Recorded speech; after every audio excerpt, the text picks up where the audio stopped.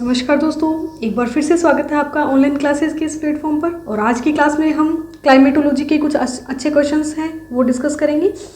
जैसे कि हमने पिछली बार भी 10 क्वेश्चन देखे थे, तो इस बार भी हम 10 क्वेश्चन अच्छे क्वेश्चंस हैं उनको देखेंगे, एक्सप्लेन करने की कोशिश करेंगे।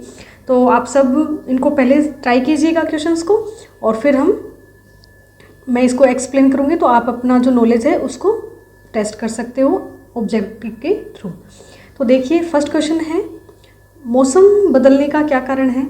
आपको ऑप्शन मिले हैं 4। आपको इसमें से जो मोस्ट प्रोप्रिएट है, इसमें से जो सबसे उचित है उसको आपको सेलेक्ट करना है। तो आप इन 4 ऑप्शंस को देखिए, फिर अपने थ्रू क्वेश्चन को चेक कीजिए क्या इसका आंसर होगा। पृथ्वी का अपनी धुरी पर घूमना या चक्कर लगाना, सूर्य के चारों ओर घूमना, पृथ्वी का सूर्य के चारों ओर चक्कर लगाना, पृथ्वी का सूर्य के चारों ओर चक्कर लगाना व अपने अक्ष पर झुका होना। नेक्स्ट है, पृथ्वी का अपनी धुरी पर चक्कर लगाना व अपने अक्ष पर झुका होना। तो आप बताइए मौसम बदलने का क्या कारण होता है। तो हमें पता है कि पृथ्वी की 2 तरह की गतियाँ देखी हुई है हमने। एक होती है अक्षीय गति और एक होती है कक्षीय गति। अक्षीय और कक्षीय गति, तो इसको आपको पता होना चाहिए कि इससे क्या रिजल्ट होता है और इसका क्या रिजल्ट होता है। तो अब इसको एक्सप्लेन करते हैं। आपको आंसर मिल गया होगा, तो इसका आंसर होगा वो होगा पृथ्वी का सूर्य के चारों ओर चक्कर लगाना यानी परिक्रमण गति, और अपनी अक्ष पर झुका होना। तो ये दोनों इसमें दिए हुए, इसलिए इसका आंसर सी होगा। नेक्स्ट अपने इसका एक्सप्लेन देखते हैं कि पृथ्वी की 2 तरह की गतियाँ होती है, यहाँ दी हुई है। घूर्णन गति या परिभ्रमण गति, ये इसकी अक्ष पे होती है झुके होने के कारण, और परिक्रमण गति है वो सूर्य के चारों ओर चक्कर लगाने के कारण होती है। परिक्रमण गति, परिक्रमा का मतलब होता है चक्कर लगाना, तो ये सूर्य के चारों ओर चक्कर लगाने के कारण होती है। और इसको कक्षीय और अक्षीय गति है उसमें भी बता सकते हैं अपन, सूर्य के चारों ओर चक्कर लगाने के कारण होती है परिक्रमण गति जो है वो चक्कर लगाने के कारण। तो इसमें और इसका डिटेल देख सकते हैं अपन। ये अक्षीय गति है, रोटेशन पे झुके होने के कारण, अक्ष के कारण। और ये ऑर्बिट, ऑर्बिट का मतलब होता है एक कक्षा के चारों ओर चक्कर लगाने के कारण। और ये इसको दैनिक गति भी बोलते हैं, इससे दिन रात बनते हैं। और ये है वार्षिक गति, और इससे बनती है ऋतुएं, और जो मौसम है वो इससे बनता है। तो इसमें अपने को मौसम इससे बनता है, ऋतुएं इससे बनती है। और इससे दैनिक तापचक्र का निर्धारण होता है, इससे वार्षिक तापचक्र का निर्धारण होता है।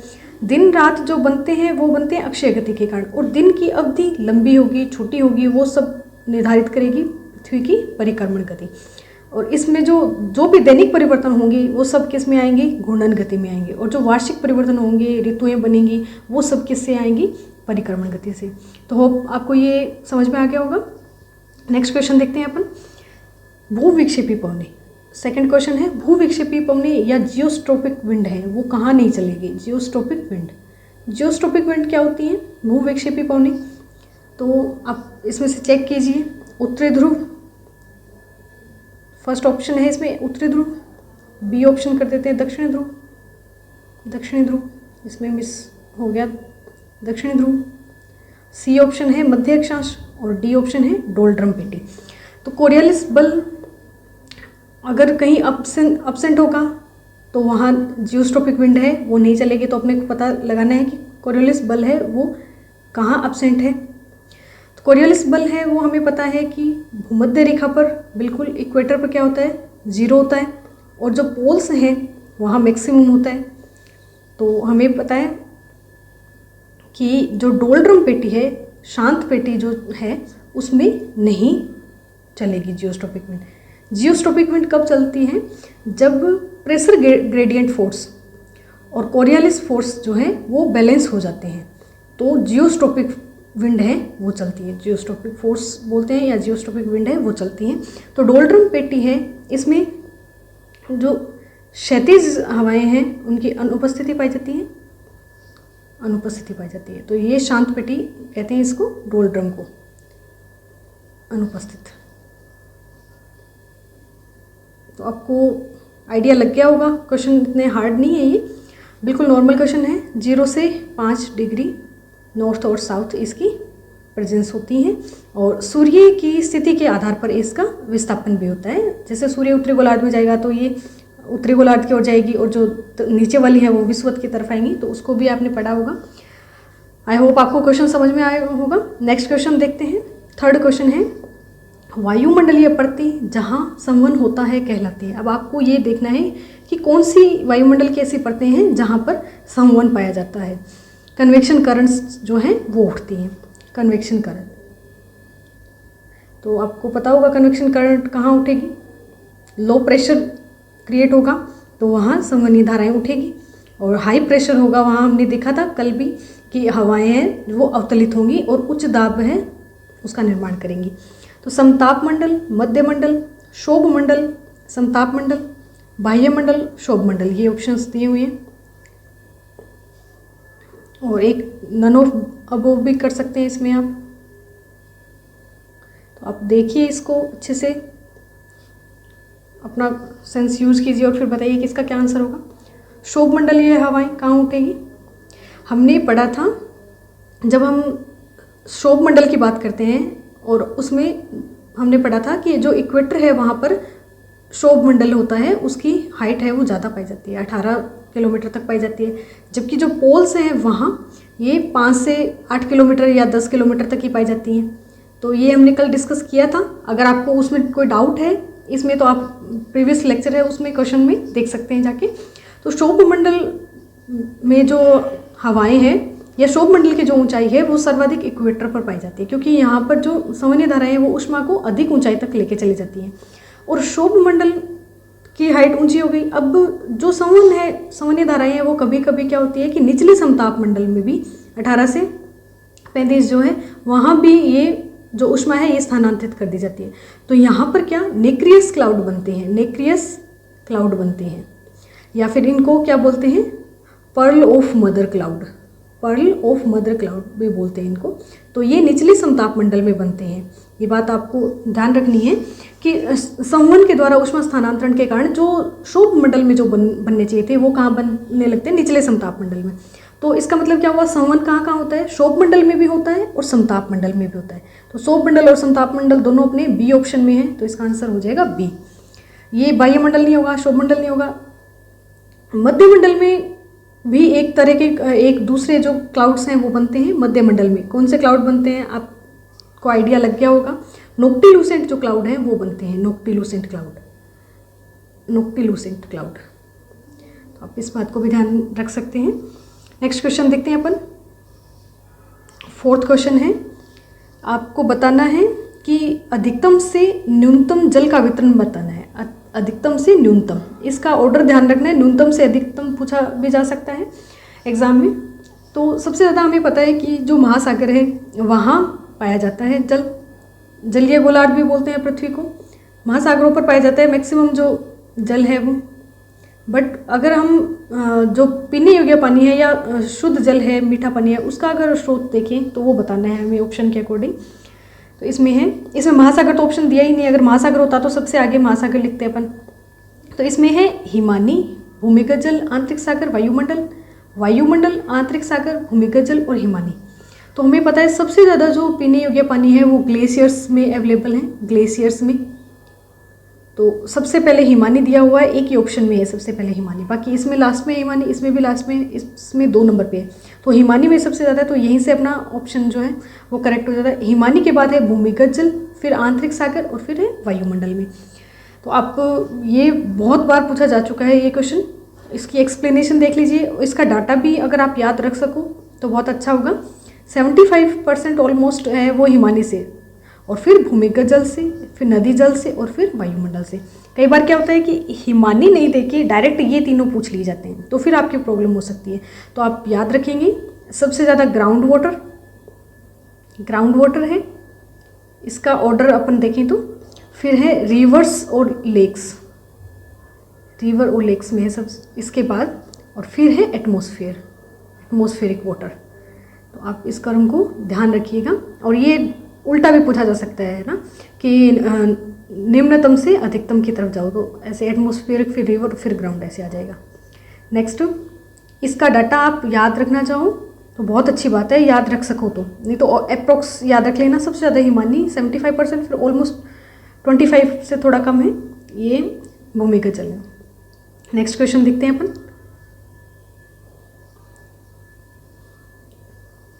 ये है 4-5 नंबर क्वेश्चन हो गया। उष्णकटिबंधीय चक्रवात के चक्षु की सर्व प्रमुख विशेषता बतानी है अपने को। उष्णकटिबंधीय चक्रवात जो हैं ट्रॉपिकल साइक्लोन्स हैं, उनकी विशेषताएं हमें पता है कि एक्स्ट्रा ट्रॉपिकल साइक्लोन्स होते हैं या शीतोष्ण कटिबंधीय चक्रवात होते हैं, उनमें वाताग्र बनते हैं। तो हमें यहाँ पूछा है उष्णकटिबंधीय चक्रवात की विशेषताएं बतानी है। उष्णकटिबंधीय चक्रवात में क्या होता है, कपासी बादल बनते हैं। इसमें हमें केवल और केवल चक्रवात की चक्षु की जो आई होती है उसकी विशेषता बतानी है, न कि पूरे चक्रवात की। पक्षाप बादल बनते हैं, सघन कोहरा होता है, मेघ रहित स्वच्छ आकाश होता है। तो हमें पता है सबसे पहले चक्रवात के आगमन से पहले पक्षाप बादल होते हैं। पक्षाप, आकाश स्वच्छ होता है, पक्षाप सबसे ऊंचे बादल होते हैं।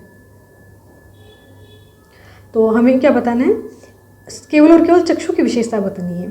तो चक्षु में क्या होता है, चक्रवात की जो आंख होती है उसमें क्या होता है, मौसम साफ होता है और ये तीव्र दाब प्रवणता का क्षेत्र होता है। तीव्र दाब प्रवणता का निर्माण होता है यहाँ पे। तो यहाँ मौसम साफ होता है और इसकी जो दीवार होती है, आई वॉल होती है, उस पर वर्गाकार पट्टियाँ पाई जाती है और यहाँ पर कपासी बादल बनते हैं। ऊर्ध्वाधर विकास वाले कपासी बादल बनते हैं यहाँ पर। ये पक्षाप बादल नहीं बनते। यहाँ पर क्या बनते हैं, आई की वॉल होती है, जो आई वॉल होती है चक्रवात की, उस पर बनते हैं कपासी बादल। ऊर्ध्वाधर विकास वाले कपासी बादल बनते हैं और यहाँ पर वर्षा भी होती है और वर्गाकार पट्टियाँ बनती हैं। पर जो आँख होती है वहाँ क्या होता है, शुष्क मौसम का निर्माण होता है, यहाँ कोई वर्षा नहीं होती। तो ये बादल वाला कट हो जाएगा। और कोहरा क्या होता है, कोहरा मिस्ट, कोहरा होता है वायुमंडल, जो वायुमंडल होता है उसमें धरातल के पास नीचे बादल होते हैं, छोटे बादल का ही रूप होता है। कोहरा एक तरह के क्या होता है, बादलों के कण बोल सकते हैं अपन को, इसको बादल होते हैं, छोटे बादल होते हैं। और अगर ये नमी युक्त हो तो उसको क्या बोल देंगे, कुहासा बोल देंगे, कुहासा। आप इस बात को भी ध्यान रख सकते हैं, एडिशनल इन्फॉर्मेशन हो गई है। कोहरा भी एक तरह के क्या होते हैं, बादल। तो कोहरा नाम आते ही ऐसे डरना नहीं है, कोहरा भी बादल का ही एक प्रकार है, संघनन और बादल बोल सकते हैं अपन इसको। छोटे बादल होते हैं, धरातल के पास बादल होते हैं, हिम के रूप में भी हो सकते हैं ये। नेक्स्ट है मेघ रहित एवं स्वच्छ आकाश। हमें स्वच्छ आकाश और शुष्क दशा है वो वाला ऑप्शन टिक करना था, शुष्क दशा। तो चक्रवात की आंख में कैसे होती है, शुष्क दशा। ये क्वेश्चन आपको समझ में आएगा, अच्छा क्वेश्चन है। चक्रवात से रिलेटेड एक क्वेश्चन अपने आता है एग्जाम में, हर बार आता है। तो नेक्स्ट क्वेश्चन देखते हैं अपन।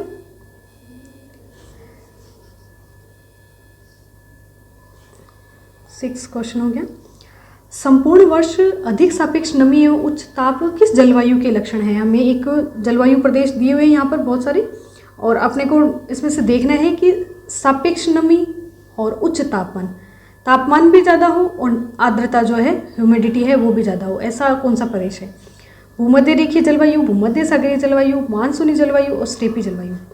मानसूनी जलवायु में क्या होता है, हवाओं का व्युत्क्रमण होता है और वर्षा भी होती है, कभी शुष्कता और कभी वर्षा होती है, अलग अलग स्थानों पर वर्षा होती है। बीएसके जलवायु, स्टेपी जलवायु, और ये है भूमध्य सागरीय CS क्लाइमेट, और ये है भूमध्य रेखीय AF क्लाइमेट। तो आपको पता है सबसे ज़्यादा तापमान है वो उष्णकटिबंध में पाया जाएगा, तो ये तो अपने ऑप्शन खत्म हो गए बिल्कुल। तो इसमें भूमध्य रेखीय जलवायु और मानसूनी जलवायु में देखना है हमें।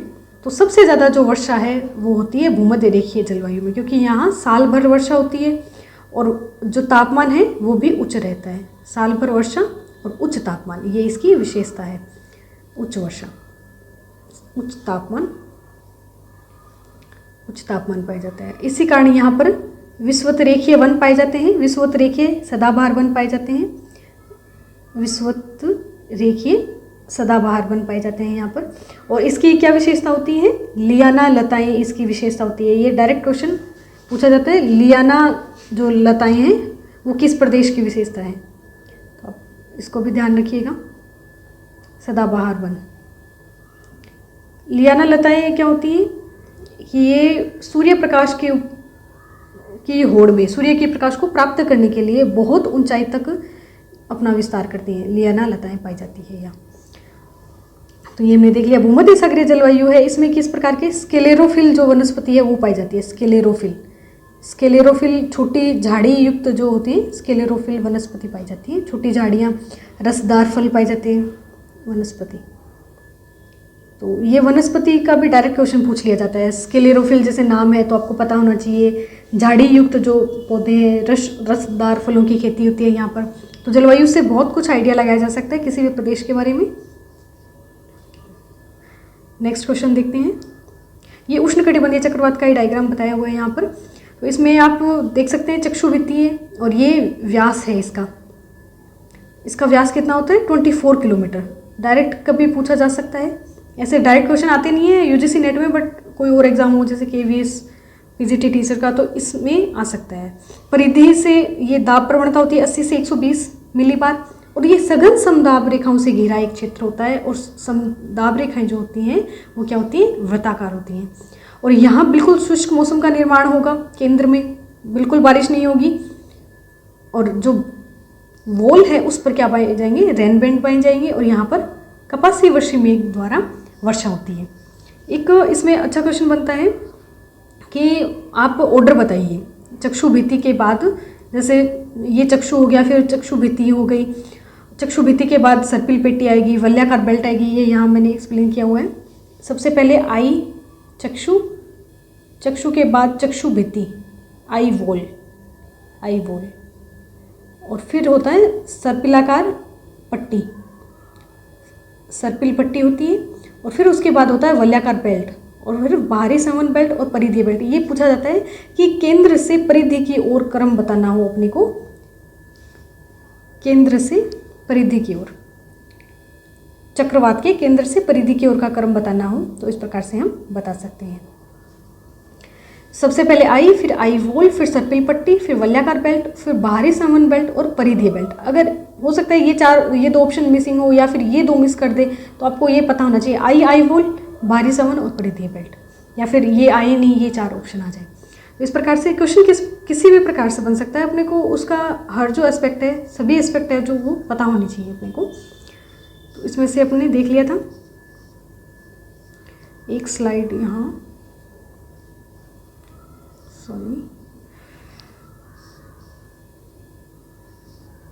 इसमें एक क्वेश्चन ये था इससे रिलेटेड, सूर्य से रिलेटेड था, वो स्लाइड मिस हो गई।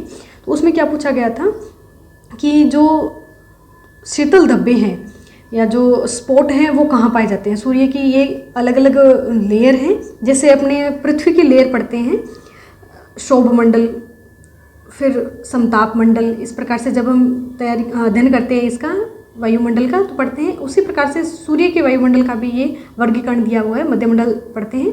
उसी प्रकार से सूर्य को अपन देखें तो सबसे पहले केंद्र, और केंद्र जो सौर ज्वालाएं हैं वो सूर्य के केंद्र से निकलती है सौर ज्वाला। फिर इसके बाहर होती है विकिरण मेखला, उसके बाद संवहनीय मेखला, फोटोस्फीयर, क्रोमोस्फीयर और बाह्यस्फीयर। ये इंग्लिश में भी आ सकते हैं और हिंदी में भी पूछे जा सकते हैं। विकिरण मेखला के बाद है संवहनीय मेखला, प्रकाश मंडल, वर्णमंडल और कोरोना। सबसे जो बाहर का है वो है कोरोना वायरस से भी आपको ये याद रह जाएगा। सबसे बाहर का जो है उसको बोलते हैं कोरोना या बाह्य सतह। जो सौर कलंक है वो कहाँ पाए जाते हैं, सौर कलंक पाए जाते हैं फोटोस्फीयर, प्रकाश मंडल जो है वहाँ पाए जाते हैं। सोलर ज्वाला है या सौर ज्वाला है वो इसके केंद्र से निकलती है तो उसको बोलते हैं सौर ज्वाला। सौर पवन है वो भी इसी से चलती है, फोटोस्फीयर से निकलती है जो सौर पवन है वो। तो हमें पूछा गया है शीतल धब्बे, जो सन स्पॉट होते हैं, जो ये शीतल धब्बे का मतलब क्या होता है कि सूर्य की सतह पर कुछ ऐसे जो स्थान होते हैं जिनका टेम्परेचर अपेक्षाकृत कम होता है तो वो सूर्य के धब्बे या उनका टेम्परेचर कम होता है तो वो जो स्पॉट बनते हैं उनको बोलते हैं शीतल धब्बे, सन स्पॉट। तो अब डायरेक्ट ये पूछा जा सकता है कि शीतल धब्बे हैं वो कौन से जो मंडल है सूर्य का बाहरी वातावरण का उसमें कौन से में पाए जाते हैं, तो ये फोटोस्फीयर में पाए जाते हैं। संवहनीय मेखला, विकिरण मेखला, इसका ऑर्डर डायरेक्ट आपको पूछा जा सकता है तो आप इसको ध्यान में रख सकते हैं। नेक्स्ट टेस्ट के लिए हैं तो आप उसी हिसाब से इनको अच्छे से पूरा टॉपिक कंप्लीट करके फिर इनको देखिएगा। आज का लेक्चर यहीं फिनिश करते हैं और कल और अच्छे क्वेश्चंस के साथ अपन क्लाइमेटोलॉजी को डिस्कस करेंगे। तब तक खुश रहिए, हंसते रहिए, मुस्कुराते रहिए और अपनी तैयारी को और अच्छे लेवल पर ले जाइए। धन्यवाद, आपका दिन शुभ हो।